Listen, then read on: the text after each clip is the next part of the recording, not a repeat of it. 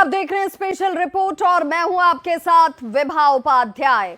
नेपाल में बवाल के बाद अब एक ही सवाल है। सवाल ये कि कौन संभालेगा नेपाल की कमान, कौन होगा नेपाल का अंतरिम प्रधानमंत्री, कौन करेगा नेपाल में सरकार का नेतृत्व।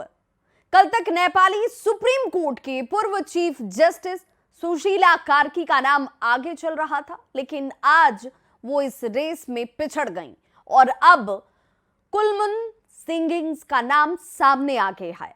इस बीच खबर है कि ज़ेनजी आंदोलन में अब कूद पड़े हैं।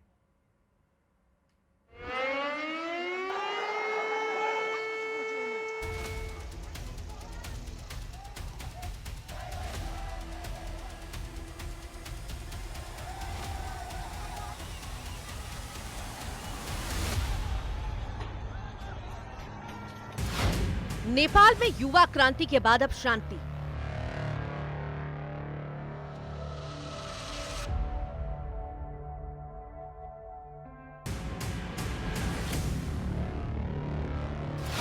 गिर गई सरकार, अब क्या प्लान?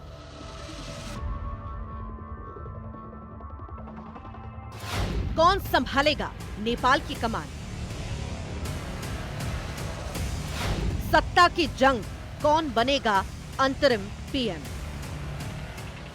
सोशल मीडिया पर बैन और भ्रष्टाचार के खिलाफ दुनिया के पहले जेनजी आंदोलन का गवाह बने नेपाल अब वापस सामान्य जीवन की पटरी पर लौटने लगा है। लेकिन ओली सरकार गिरने के बाद अब नेपाल की कमान कौन संभालेगा, इसको लेकर सस्पेंस लगातार बढ़ रहा है। नेपाल में राजनीतिक उथल-पुथल और हिंसक विरोध प्रदर्शनों के बीच अब बड़ी खबर सामने आई है। अब नेपाल में इंजीनियर कुलमन घिसिंग अंतरिम सरकार का नेतृत्व करने की रेस में सबसे आगे आ गए हैं। आंदोलन का नेतृत्व कर रहे जेनजी की तरफ से पहले नेपाली सुप्रीम कोर्ट की पूर्व चीफ जस्टिस सुशीला कार्की का नाम आगे किया गया था, लेकिन फिर उनके नाम पर अंदरूनी विरोध होने लगा, जिसके बाद अब कुलमन घिसिंग के नाम को आगे किया गया है। उधर नेपाल में जेनजी आंदोलन 3 धड़ों में बंट गया है। पहला गुट है मुख्य आंदोलनकारी जेनजी, जिन्होंने बालेंद्र शाह और सुशीला कार्की का नाम आगे बढ़ाया था। दूसरा गुट है राजशाही आंदोलनकारी जेनजी, जिन्होंने हर्क सांपाड या दुर्गा प्रसाई के नाम का प्रस्ताव रखा था। और तीसरा गुट है राष्ट्रीय स्वतंत्र पार्टी आंदोलनकारी जेनजी, जो सागर ढकाल को नेपाल का अंतरिम प्रधानमंत्री बनाना चाहते हैं। जेनजी आंदोलन में इस कदर फूट पड़ रही है कि कार्यकर्ताओं के बीच आधी रात को जोरदार भिड़ंत हो गई। सेना मुख्यालय के बाहर तीनों गुट आमने सामने आ गए और आपस में हाथापाई करने लगे। तीनों पक्ष खुद को असली आंदोलनकारी साबित करने में लगे हुए हैं।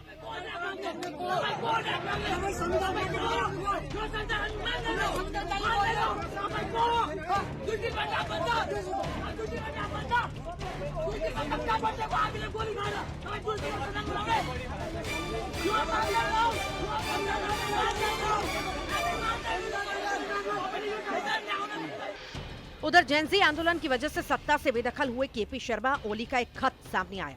नेपाल के पूर्व प्रधानमंत्री केपी शर्मा ओली ने मौजूदा हालात के बीच जेनजी आंदोलनकारियों को भावुक चिट्ठी लिखी। शिवपुरी में सुरक्षा के घेरे के बीच बैठे ओली ने चिट्ठी में युवाओं को अपने बेटे बेटियां कहकर संबोधित किया और अपने निजी जीवन के संघर्ष साझा किए। उन्होंने लिखा कि तानाशाही शासन के दौरान हुई यातनाओं की वजह से वो पिता नहीं बन सके, लेकिन जब उन्होंने सुना कि आंदोलन के दौरान उनके बच्चों की जान गई तो उनका जीवन बदल गया। ओली ने लिखा कि वो हमेशा शांति के पक्षधर रहे हैं, अपने कार्यकाल में गोली चलने तक नहीं दी। उन्होंने आंदोलनकारियों से अपील की कि हिंसा में शामिल न हो, क्योंकि पीछे गहरी साजिशें हैं। उन्होंने चेताया कि ये वही सिस्टम है जो कड़ी कुर्बानियों के बाद बना है और अब इसे खत्म करने की कोशिश हो रही है। ओली ने अपने पत्रों में लिखा कि चाहे वे पद पर रहें या न रहें, उनके लिए सबसे बड़ा मकसद इसी सिस्टम की रक्षा करना है। उन्होंने युवाओं से सतर्क रहने और व्यवस्था को बचाने की अपील की है। फिलहाल नेपाल अपने इतिहास के सबसे बुरे दौर से गुजर रहा है और हिंसा के शोर के बाद सरकार गठन पर जोर है। नाम बदल रहे हैं, चेहरे बदल रहे हैं, लेकिन फाइनल अब तक कुछ नहीं है। बस कुछ है तो वो है मिस्ट्री कि कौन संभालेगा नेपाल की कमान। Bureau report, news 18। तो नेपाल की ये हिंसा सिर्फ नेपाल के लिए ही चिंता का सबब नहीं है, अब ये भारत के लिए भी खतरे की घंटी बन चुकी है। नेपाल की जेलों से 7,000 कैदी फरार हो चुके हैं और इनमें से कई का मूवमेंट भारत और नेपाल बॉर्डर तक देखा गया है। सशस्त्र सीमा बल हाई अलर्ट पर है, हर संदिग्ध की पड़ताल की जा रही है, क्योंकि ये कैदी नेपाल की जेल की चार दीवारी से निकलकर अब भारत की सरहद पर दस्तक दे रहे हैं।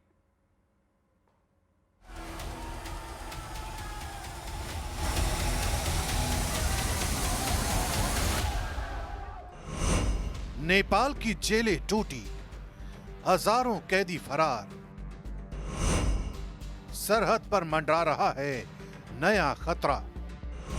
भारत नेपाल सीमा पर हाई अलर्ट जारी।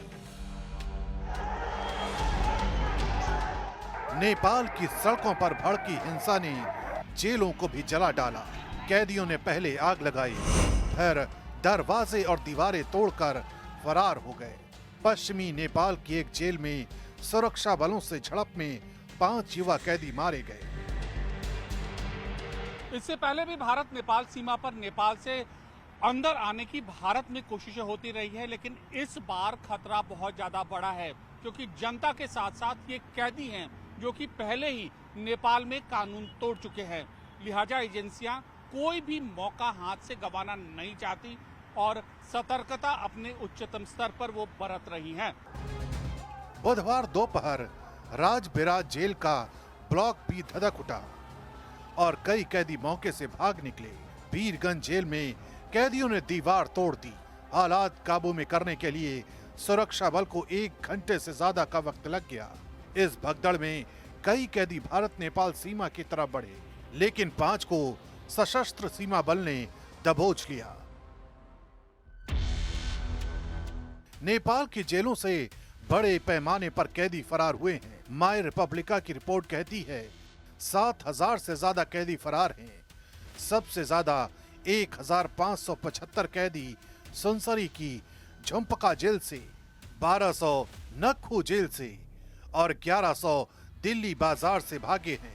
इसके अलावा कास्की, कैलाली, चितवन, जलेश्वर, गौर और कंचनपुर की जेलों से भी सैकड़ों कैदी गायब हैं। दक्षिण नेपाल के सिंधुली गढ़ी से सभी 471 कैदी, जिनमें 43 महिलाएं भी शामिल थीं, आगजनी के बाद से फरार हैं। डर इस बात का है कि ज्यादातर जेलें भारत की सीमा से सटी हैं, यानी खतरा सीधा सरहद पर खड़ा है। नेपाल की हिंसा शुरू होते ही भारत ने बॉर्डर फोर्स को अलर्ट कर दिया था, लेकिन अब 7,000 फरार कैदियों ने सशस्त्र सीमा बल की मुश्किल और बढ़ा दी है। उत्तर प्रदेश और बिहार से सटी सरहदों पर चौकसी कड़ी कर दी गई है। आने जाने वालों की सघन तलाशी की जा रही है। सशस्त्र सीमा बल नेपाल की आर्म फोर्स से इन फरार कैदियों की लिस्ट और आपराधिक रिकॉर्ड हासिल कर रही है। मकसद साफ है, किसी भी कैदी को भारत में न घुसने दिया जाए और भारत की जमीन पर किसी भी वारदात की गुंजाइश न बचे।